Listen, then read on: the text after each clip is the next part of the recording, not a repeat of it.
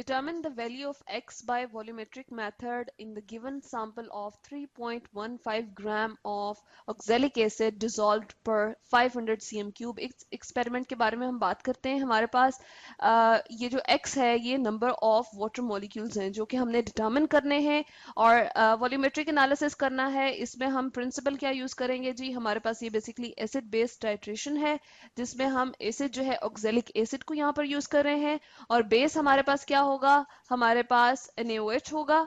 यहाँ पर हमारे पास क्या होगा, 0.1 मोलर हम कहते हैं हमारे पास सोडियम हाइड्रोक्साइड है जो कि स्टैंडर्ड सोल्यूशन है, यानी कि इसकी मोलैरिटी हमारे पास क्या है जी, नोन है, हमें मालूम है। इसके बाद इंडिकेटर की अगर हम बात करते हैं तो फिनोल्फथालीन इंडिकेटर हम यूज करेंगे। एसिड सोल्यूशन के अंदर उसका कलर कोई नहीं होता, वो कलरलेस होता है, ठीक है, जो हम फिनोल्फथालीन इंडिकेटर यूज करेंगे। जबकि बेसिक सोल्यूशन अगर हम यूज करते हैं तो उसके अंदर इसका ब्राइट पिंक कलर जो है वो अपेयर होता है, ठीक है। तो यहाँ पर हम देख लेते हैं कि जब हम टाइट्रेशन करेंगे तो हमारे पास एंड पॉइंट क्या आ जाएगा, लाइट पिंक टू कलरलेस हमारे पास एंड पॉइंट आ सकता है, ठीक है। लाइट पिंक हमारे पास मोस्टली क्या होगा जी, एंड पॉइंट आएगा। अगर हम इसकी केमिकल इक्वेशन को देखें तो ये होगी हमारे पास केमिकल इक्वेशन, ऑक्जेलिक एसिड है, इसमें नंबर ऑफ वाटर मॉलिक्यूल हमने डिटरमिन करने हैं। 2 मोल्स ऑफ सोडियम हाइड्रोक्साइड इसके साथ रिएक्ट करेंगे 1 मोल ऑफ ऑक्जेलिक एसिड के साथ, तो हमारे पास सोडियम ऑक्सलेट और वाटर के मॉलिक्यूल्स जो है यहाँ पर जनरेट हो जाएंगे। यहाँ पर हम नंबर ऑफ मोल्स को रिप्रेजेंट करते चलते हैं जी एसिड और बेस के। हमारे पास ऑक्जेलिक एसिड के 1 नंबर ऑफ मोल है यहाँ पर और सोडियम हाइड्रोक्साइड के हम देख रहे हैं कि केमिकल इक्वेशन के अकॉर्डिंग हमने यहाँ पर N2 से रिप्रेजेंट किया है और 2 मोल्स हमारे पास यहाँ पर यूटिलाइज हो रहे हैं। तो इस तरह से N1 और N2 को हमने जो है ऑक्सैलिक एसिड के लिए N1 से रिप्रेजेंट कर दिया और N2 जो है वो हमने यूज किया है सोडियम हाइड्रोक्साइड के लिए। यहाँ हम देख लेते हैं कि हमें एपरेटस इसके लिए क्या क्या रिक्वायर्ड है। हमें सबसे पहले ब्यूरेट रिक्वायर्ड होगा, इसके साथ साथ हमें फनल भी चाहिए और हमें स्टैंड भी रिक्वायर्ड होगा। इसके अलावा पाइपेट हमें रिक्वायर्ड है और कॉनिकल फ्लास्क भी हमें चाहिए होगा।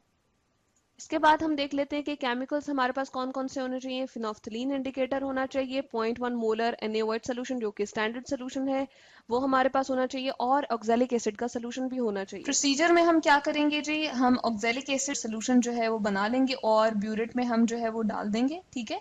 ब्यूरेट को हमने 0 तक यहाँ पर फिल कर लेना है। यहाँ पर हमें 0 मार्क नजर आ रहा है और इसमें हम लिक्विड जब डालते हैं, ठीक है, हम सोल्यूशन जब यहाँ पर इसके अंदर ब्यूरेट के अंदर फिल करते हैं तो यहाँ पर हम देख रहे हैं कि इसका लोअर मेनिस्कस जो है वो टच करना चाहिए इस 0 मार्क के साथ, ठीक है। तो इसको हम कहते हैं कि इसको हमने up to the mark fill कर दिया है, ब्यूरेट को हम यहाँ पर up to the mark fill कर लेते हैं। और उसके बाद ये जो हमें कोनिकल फ्लास्क नजर आ रही है इसमें हम 10 ml ऑफ NaOH सोल्यूशन इसमें डाल लेंगे, ठीक है।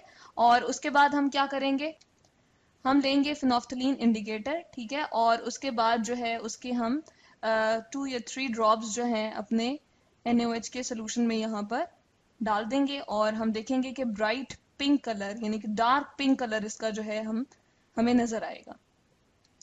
अब हम देख रहे हैं ये जो हमारे पास ब्राइट इसका पिंक कलर है हमें यहाँ पर नजर आ रहा है, सही है।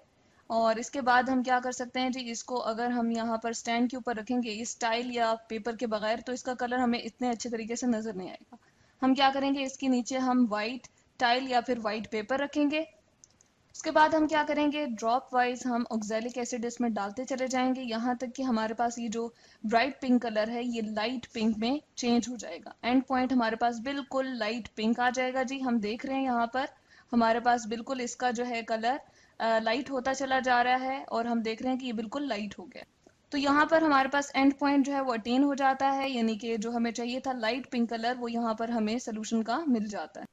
ऑब्जर्वेशन और कैलकुलेशंस में हम देखते हैं कि इनिशियल रीडिंग जो कि हम ब्यूरेट के ऊपर देखा था, हम कह रहे थे कि ऑक्सैलिक एसिड जो कि हमने यूज किया इसमें और इसके अलावा सोडियम हाइड्रोक्साइड भी हम यूज कर रहे हैं दोनों में, तो ये हमारे पास दो केमिकल्स हैं डिफरेंट।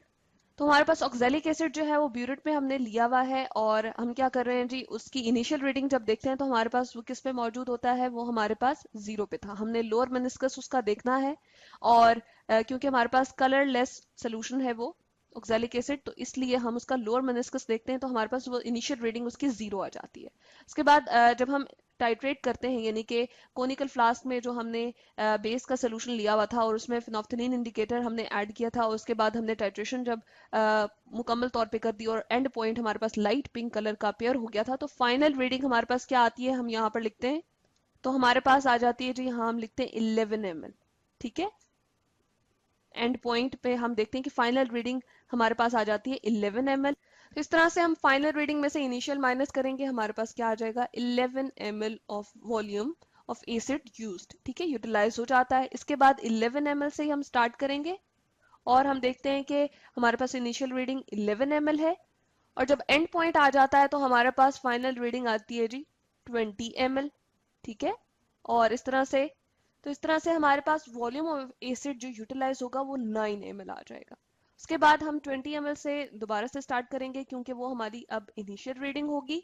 फाइनल रीडिंग हमारे पास यहाँ पर क्या आ जाएगी, 30 ml। ठीक है, तो इस तरह से जब हम इसको कैलकुलेट करेंगे, फाइनल में से इनिशियल माइनस करेंगे तो हमारे पास 10 ml आ जाएगा। ठीक है, और जब हम एवरेज लेंगे, इसका मीन वॉल्यूम ऑफ एसिड देखेंगे तो हमारे पास ये कितना आ जाएगा जी, 10 ml। यहाँ पर हम देखते हैं molarity of oxalic acid solution हमारे पास अननोन है, और मोलैरिटी ऑफ NaOH सोल्यूशन जो कि हमारे पास स्टैंडर्ड सोल्यूशन था 0.1 मोलर है यहाँ पर, जिसको हमने M2 से रिप्रेजेंट किया है। यहाँ पर हम देखते हैं कि वॉल्यूम ऑफ ऑक्जेलिक एसिड जो कि हमारे पास टाइट्रेशन के अंदर यूज हुआ था, ठीक है, हमने 3 डिफरेंट कंकॉर्डेंट रीडिंग्स जो थी वो ली थी, और उसके अकॉर्डिंग जब हमारे पास mean volume of acid used आया था वो कितना था जी, 10 ml।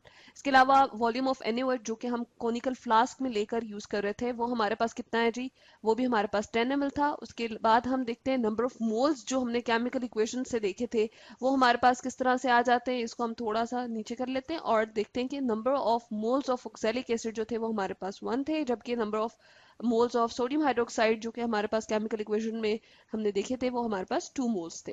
अब हम क्या करते हैं, हम मोलैरिटी इक्वेशन यूज करते हैं और इसकी कैलकुलेशन करते हैं। ये है हमारे पास मोलैरिटी इक्वेशन। अब इसमें हम क्या करेंगे, एसिड का, क्योंकि हमें मोलैरिटी यहाँ पर अननोन है तो हम इसको एज इट इज M1 लिख देंगे। वॉल्यूम ऑफ एसिड जो कि यूटिलाइज हुआ था वो कितना था, 10 ml, हम इसको 10 यहाँ पर लिख देते हैं। नंबर ऑफ मोल्स एसिड के हमारे पास कितने थे जी, 1 थे, इसको हम यहाँ पर राइट डाउन कर देते हैं 1। उसके बाद मोलैरिटी ऑफ हमारे पास सोडियम हाइड्रोक्साइड जो कि नोन थी, हमने स्टैंडर्ड सोल्यूशन यूज किया था इसलिए 0.1 हम यहाँ पर लिख देते हैं, इनटू 10, और डिवाइडेड बाय क्या आ जाएगा, 2। जब हम इसको कैलकुलेट करेंगे तो हमारे पास ये 10 इस 10 से कैंसिल आउट हो जाएगा। यहाँ पर हमने रीअरेंज करके इसको लिखा है, और हमारे पास जो मोलैरिटी आ जाएगी ऑक्सैलिक एसिड की वो आएगी जी 0.05 मोलर, यानी कि जब हमने टाइट्रेशन की है तो हमारे पास जो ऑक्सैलिक एसिड प्रोवाइड किया गया था उसकी मोलैरिटी यहाँ पर हमें फाइंड आउट हो जाती है, क्या है जी, हमारे पास ये 0.05 मोलर। इसके बाद हम देखते हैं जी, हमें जो प्रोवाइड किया गया था 500 cm क्यूब सोल्यूशन जिसमें ऑक्सैलिक एसिड कितना था, इसको हम यहाँ पर लिखते हैं ये इस तरह से, और 500 cm cube of solution contains oxalic acid हमारे पास कितना था जी, हमने 3.15 जो कि स्टेटमेंट में भी मेंशन किया हुआ था 3.15 ग्राम था। ठीक है, उसके बाद अगर हम इसको डीएम क्यूब में कन्वर्ट करते हैं तो हम क्या कहेंगे कि 500 cm क्यूब में अगर इतना मौजूद था तो 1000 cm क्यूब में, यानी कि 1 डीएम क्यूब में कितना मौजूद होगा, तो इसको हम कैलकुलेट करते हैं 3.15 डिवाइड बाय 500 इंटू 1000 हमारे पास करेंगे तो इस तरह से कैलकुलेशन करके हमारे पास आ जाएगा 6.3 ग्राम पर डीएम क्यूब। तो इस तरह से हमारे पास 6.3 ग्राम per DM cube oxalic acid जो है, 6.3 ग्राम जो है पर DM cube oxalic acid present होगा। इसके बाद हम क्या करते हैं जी, हम एक और इक्वेशन यहाँ पर ले आते हैं, हम कहते हैं amount of oxalic acid in gram per DM cube is equals to molarity into molecular weight, जिसके अकॉर्डिंगली हम क्या फाइंड आउट कर सकते हैं, एक्स की वैल्यू। ठीक है, तो यहाँ पर हम क्या देख रहे हैं कि ऑक्सैलिक एसिड का यहाँ पर हमने फॉर्मूला लिखा है, लेकिन हमने वाटर के मॉलिक्यूल कितने हैं, एक्स की वैल्यू के लिए हमने जस्ट यहाँ पर एक्स को रिप्रेजेंट किया है, यहाँ पर नंबर नहीं लिखा क्योंकि हम इसको कैलकुलेट करना चाह रहे हैं। तो amount of oxalic acid in gram per DM cube यहाँ से हमें फाइंड आउट हो गई, यहाँ पर हम लिख सकते हैं 6.3 ग्राम पर डीएम क्यूब। मोलैरिटी हमारे पास कितनी थी, 0.05 मोलर, इनटू 90 प्लस 18x 18 हमने रिप्रेजेंट किया है, ये वाटर का हमारे पास मोलिकुलर वेट है, और x हमारे पास उसके नंबर को रिप्रेजेंट कर रहा है। इसके बाद हम इसको कैलकुलेट करते हैं, हमारे पास 6.3 है यहाँ पर, और 0.05 इस तरफ आएगा तो इससे डिवाइड हो जाएगा, तो रीअरेंज हो गए कुछ इस तरह से हमारे पास ये बन जाएगा। और इसके बाद जब हम इसको डिवाइड करते हैं, यहाँ पर हम देख रहे हैं 6.3 डिवाइड बाय 0.05, तो हमारे पास आ जाता है 126। यहाँ पर हम लिखते हैं जी 126, और ये जो हमारे पास 90 लिखा हुआ है वो इस साइड पे आएगा, तो हमारे पास क्या हो जाएगा, इस 126 में से हमें माइनस करना पड़ेगा। यहाँ पर हम कर लेते हैं कैलकुलेट। हमारे पास क्या आएगा जी, आंसर 36 यहाँ पर, और इस तरफ होगा 18x, और इस तरफ जाके हम 18 को जब इससे डिवाइड करेंगे 36 से, तो हमारे पास आंसर आ जाएगा 2।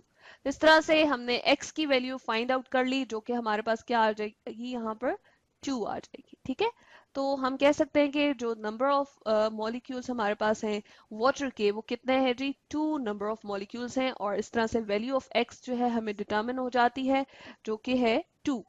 तो रिजल्ट हमारे पास क्या है, the value of x is 2, यानी कि नंबर ऑफ वाटर मॉलिक्यूल्स जो कि ऑक्सैलिक एसिड में यहाँ पर हमारे पास प्रेजेंट होते हैं वो 2 होते हैं। तो इस तरह से हमने एक्सपेरिमेंट देखा जिसमें हमने x की वैल्यू जो है डिटरमिन कर ली।